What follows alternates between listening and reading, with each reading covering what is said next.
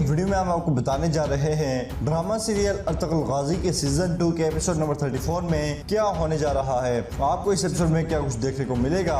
तब शुरू में आप देखें कि अर्तुगरुल के सिपाही और शेख इब्न अरबी तैमूर को गनी की गार की तरफ लेकर जा रहे हैं, जबकि दूसरी जानिब तबीब आरिफ भी तैमूर का इलाज करने के लिए कबीले से निकलने की तैयारी कर रहे हैं। इसी दौरान आलिया तबीब आरिफ के पास आती है और उनसे कहती है सरदार खुशनूर की तबीयत खराब है और हाइमा खातून भी बुरी तरह जख्मी हैं। आप इस वक्त कबीला छोड़कर कहाँ जा रहे हैं। इस पर तबीब आरिफ कहते हैं कि मैं दोनों कबीलों के सरदारों की जिंदगी का जिम्मेदार हूँ और मैं उनकी दवाई के लिए जड़ी बूटियां लेने जा रहा हूँ। और फिर तबीब आरिफ घोड़े पर बैठ के कबीले से निकल जाते हैं। नाज़रीन, इसके बाद आप देखें कि सरदार खुशनूर की तरफ से मारे गए खंजर की वजह से हाइमा खातून जख्मी है और अपने खेमे में मौजूद है, जबकि गुंदुगदू और अर्तुगरुल भी उनके पास है। इसी दौरान हाइमा खातून को होश आता है और वो अर्तुगरुल और गुंदुगदू को अपने पास देखकर बहुत खुश होती हैं और अर्तुगरुल और गुंदुगदू के हाथ एक दूसरे के हाथ में देकर कहती हैं कि मेरे बच्चों हमेशा मुत्तहिद रहना।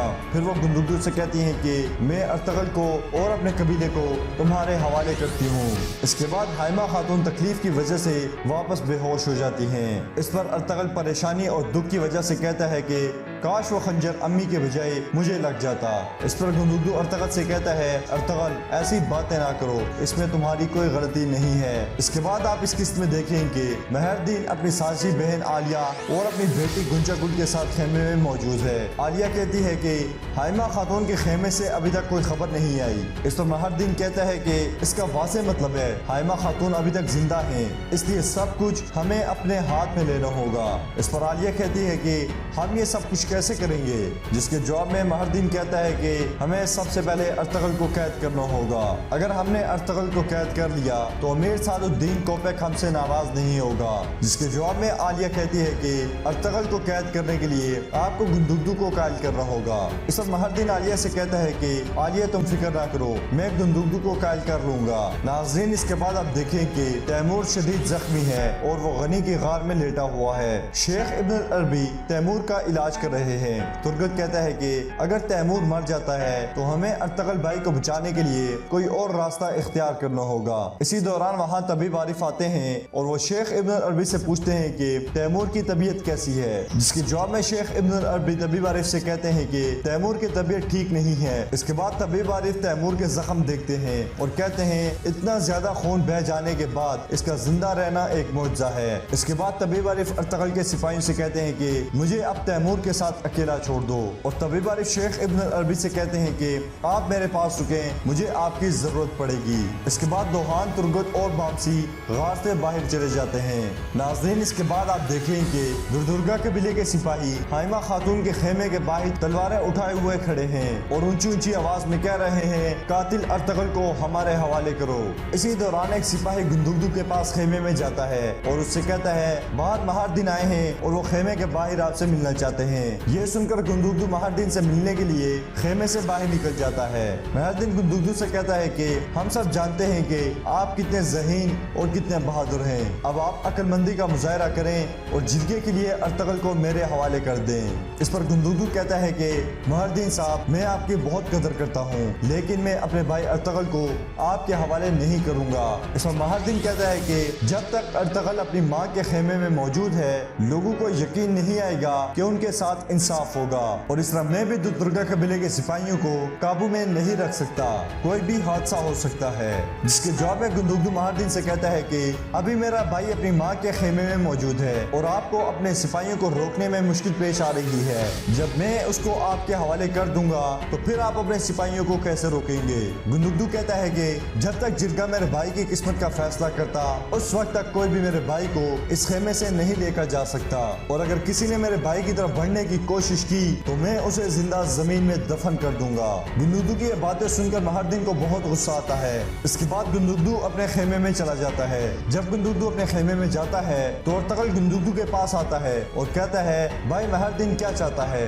जिसके जवाब में गुंदुगदू अर्तुगरुल से कहता है कि मेहरदीन चाहता है कि मैं तुम्हें उसके हवाले कर दूं। ये सुनकर अर्तुगरुल कहता है कि भाई मैं भी यही चाहता हूँ कि आप मुझे उनके हवाले कर दें। इस तरह दुर्गा कबीले के सिपाही खेमे से पीछे हट जाएंगे। फिर گندگدو ارطغرل سے کہتا ہے ارطغرل میں تمہیں ان کے حوالے کروں گا، لیکن اس سے پہلے میں کچھ ایسے اقدامات کروں گا تاکہ وہ تمہیں نقصان نہ پہنچا سکیں۔ اس کے بعد گندگدو خیمے سے نکل جاتا ہے اور اس جگہ پر جاتا ہے جہاں کئی سپاہی ہوتے ہیں۔ گندگدو کئی سپاہیوں سے کہتا ہے کہ جب تک جرگہ ہوتا ہم ارطغرل کی حفاظت کریں گے اور جرگہ ہونے کے بعد ہم جرگے کے فیصلے پر عمل کریں گے۔ ناظرین اسی دوران آپ دیکھیں کہ غدار کرابیک قبیلے میں آتا ہے، مہردین کرابیک سے ملتا ہے۔ کرابیک مہردین سے کہتا ہے کہ مجھے سعد الدین کوپیک نے اس لیے بھیجا ہے تاکہ میں یہ معلوم کر سکوں کہ تم نے ارطغرل کا سر اڑایا ہے کہ نہیں۔ اس پر مہردین کرابیک سے کہتا ہے چلو خیمے میں جا کر بات کرتے ہیں، اور اس کے بعد وہ دونوں خیمے میں چلے جاتے ہیں۔ مہردین کہتا ہے کہ میں بھی یہی چاہتا ہوں کہ ارطغرل مارا جائے، لیکن اتنی جلدی کس بات کی ہے؟ کل جرگے کے فیصلے کے بعد ارطغرل کو سزا دی جائے گی۔ اس پر کرابیک کہتا ہے کہ کل بہت دور ہے۔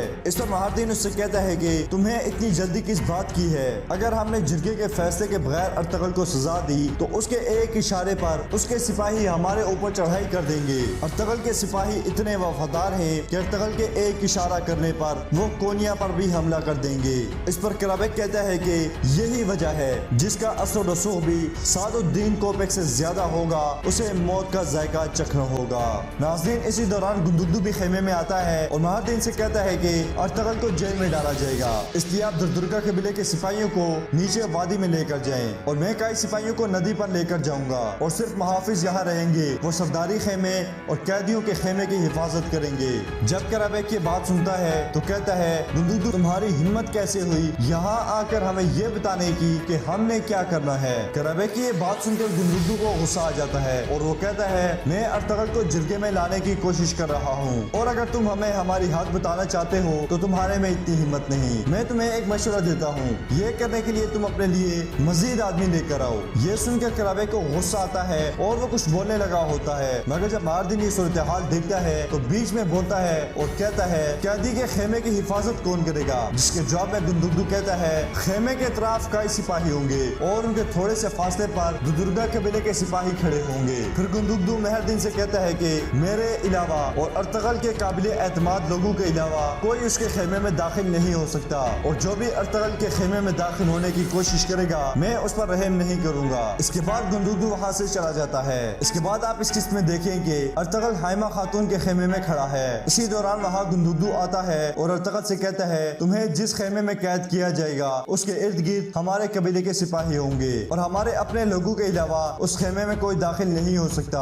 اس پر ارطغرل کہتا ہے کہ بھائی امی جان اور ہمارا قبیلہ آپ کے حوالے ہے۔ پھر ارطغرل اپنی تلوار گندگدو کے حوالے کرتا ہے اور حائمہ خاتون کے ہاتھ کا بوسہ لے کر خیمے سے باہر نکل جاتا ہے۔ راستے میں اسے سجان خاتون روک لیتی ہے اور کہتی ہے ارطغرل بھائی آپ کہاں جا رہے ہیں؟ دردرگا قبیلے کے سپاہی آپ کو قتل کیے بغیر چین سے نہیں بیٹھیں گے۔ اس پر ارطغرل کہتا ہے کہ جب تک میرا بھائی میرے ساتھ ہے مجھے اللہ کے علاوہ کسی کا کوئی خوف نہیں۔ اس کے بعد ارطغرل سرداری خیمے سے بھی باہر آ جاتا ہے۔ جب دردرگا قبیلے کے سپاہی ارطغرل کو دیکھتے ہیں تو وہ اپنی تلواریں نکال لیتے ہیں اور ارطغرل کی طرف بڑھنے کی کوشش کرتے ہیں، مگر کئی سپاہی اپنے نیزے ان کی طرف موڑ لیتے ہیں اور انہیں روک دیتے ہیں۔ اسی دوران گندگدو بھی خیمے سے باہر آتا ہے۔ گندگدو اپنی تلوار فضا میں بلند کر کے تمام لوگوں کو خاموش کرواتا ہے اور کہتا ہے ارطغرل اپنی مرضی سے قبیلے میں آیا ہے تاکہ انصاف ہو سکے، اور اب ارطغرل کی مرضی سے اسے جیل میں ڈالا جا رہا ہے۔ تم میں سے جس کسی نے بھی بے وقوفی کی کوشش کی تو وہ میری تلوار کا مزہ چکھے گا۔ گندگدو کی یہ بات سن کر وہاں موجود دردرگا قبیلے کے سپاہی اپنی تلواریں میانوں میں ڈال لیتے ہیں اور پھر گندگدو تلوار لے کر ارطغرل کے آگے چلتا ہے اور ارطغرل گندگدو کے پیچھے پیچھے چلتا ہے، جبکہ کئی قبیلے کے سپاہی ارطغرل کو اپنے حصار میں لے لیتے ہیں۔ ناظرین اس کے بعد آپ اس قسط میں دیکھیں کہ دلید امیر اور حلیمہ سلطان ارتکش کی طرف سے دیے گئے خفیہ دستاویزات کو لے کر سلطان علاؤالدین کی طرف جا رہے ہیں اور تنگود بھی اپنے سپاہیوں کو لے کر ان کا پیچھا کر رہا ہے۔ تنگود نشانات دے کر کہتا ہے کہ حلیمہ سلطان اور دلید امیر یہیں سے گزرے ہیں، کونیا جاتے ہوئے راستے میں ایک کارواں سرائے آتا ہے، وہ دونوں وہیں قیام کریں گے، اور پھر تنگود اپنے سپاہیوں کے ساتھ حلیمہ سلطان اور دلید امیر کے پیچھے روانہ ہو جاتا ہے۔ ناظرین اس کے بعد آپ دیکھیں کہ گندگدو ارطغرل کو لے کر قید والے خیمے میں جا رہا ہے، جبکہ کئی سپاہیوں نے پوری طرح سے ارطغرل کو اپنے حصار میں لے رکھا ہے۔ اسی دوران دردرگا قبیلے کا ایک سپاہی اپنی تلوار لے کر ارطغرل کی طرف بڑھتا ہے، مگر گندگدو اسے روک لیتا ہے اور گندگدو اسے مار کر زمین پر گرا لیتا ہے۔ وہ سپاہی ارطغرل سے کہتا ہے تم قاتل ہو۔ اس پر گندگدو سپاہی سے کہتا ہے کہ ارطغرل کی قسمت کا فیصلہ تم نے نہیں کرنا، اس کا فیصلہ کل جرگہ کرے گا۔ اس پر سپاہی کہتا कहता है कि कुत्ते एक दूसरे को नहीं काटते, मुझे पता है जिरगे में तुम्हें कोई कुछ नहीं कहेगा। इस पर गुंदुगदू सिपाही से कहता है कि अपनी औकात से आगे बात ना करो वरना मैं तुम्हारी जबान काट दूंगा। फिर गुंदुगदू अपने सिपाहियों से कहता है कि इसको पीछे ले जाओ, जिस पर काई सिपाही दुर्दुर्गा कबीले के सिपाही को पीछे ले जाते हैं। फिर गुंदुगदू अर्तगल को लेकर कैद वाले खेमे की तरफ चला जाता है। कैद वाले खेमे के दरवाजे पर पहुंचकर गुंदुगदू अर्तगल से गले मिलता है और अर्तगल से कहता है अर्तगल तुम परेशान ना हो, अगर अम्मी जान को कुछ हुआ तो मैं इनकी दुनिया तबाह कर दूंगा। फिर अर्तगल कहता है कि इंशाल्लाह भाई कुछ नहीं होगा, तैमूर भी इंशाल्लाह बहुत जल्द कबीले में वापस आ जाएगा। इसी दौरान छोटा बच्चा ताहिर अर्तगल से कहता है कि अर्तगल भाई फिक्र ना करें, अल्लाह पर यकीन रखें। ताहिर की ये बात सुनकर गुंदुगदू और अर्तगल मुस्कुराते हैं। इसके बाद अर्तगल जेल में चला जाता है और सिपाही दरवाजा बंद कर देते हैं। अर्तगल कहता है कि ए अल्लाह तूने मुझे बहुत सी मुश्किलात से निकाला, ए अल्लाह मेरी मदद फरमा और मेरी माँ को जिंदा रखना। ए अल्लाह तैमूर को सेहत दे ताकि वो जल्द अज जल्द कबीले में वापस आए। इसी दौरान एक सिपाही अंदर आता है और अर्तगल से कहता है कराबेक आया है और वो आपसे बात करना चाहता है।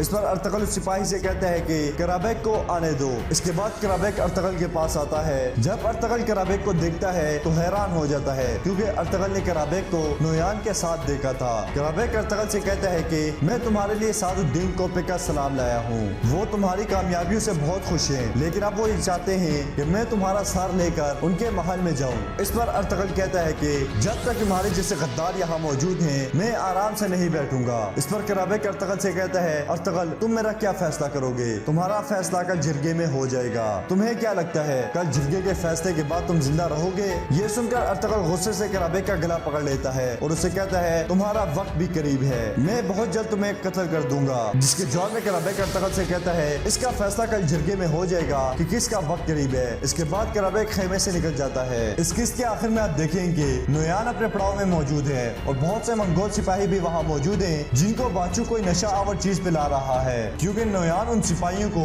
कबीले पर हमले के लिए भेजेगा। इसके बाद आप देखेंगे दीर दमीर और हलीमा सुल्तान एक कारवां सराय में मौजूद हैं। इसी दौरान तंगूर भी वहाँ आता है और कारवां सराय के मालिक के पास जाकर खड़ा हो जाता है। तंगूर कारवां सराय के मालिक को खंजर दिखाते हुए कहता है कि अगर तुम जिंदा रहना चाहते हो तो एक लफ्ज भी मत बोलना। इसी दौरान हलीमा सुल्तान दिली दमीर से कहती है कि ये मालूमात अर्तगल के भाई सुमर तकील ने अपनी सारी जिंदगी की मेहनत लगाकर इकट्ठी की है और इन मालूमात के लिए अर्तुकोश साहब ने अपनी जान दे दी है और अब ये मालूमात हमारे पास है, खुदा ना खास्ता हम इनकी हिफाजत ना कर सके, कोई हादसा हो गया तो फिर हम क्या करेंगे। ये सुनकर दिली दमीर हलीमा सुल्तान से कहते हैं हलीमा सुल्तान क्या आपके पास कोई और तजवीज है। जिस पर हलीमा सुल्तान कहती है कि मेरे पास एक तजवीज है, मुझे कुछ कागजात और स्याही चाहिए। इसके बाद हलीमा सुल्तान और दिली दमीर उठकर कारवां